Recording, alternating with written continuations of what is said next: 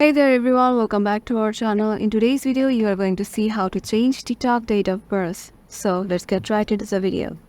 Go to your profile, head over to your hamburger menu, then go to settings and privacy and go to account. Go to account information. As you can see, TikTok has changed their date of birth option. So there is currently no date of birth option right here. All we need to do is to relax and just don't think that TikTok will allow us to change. All we need to do is just, if we want to change.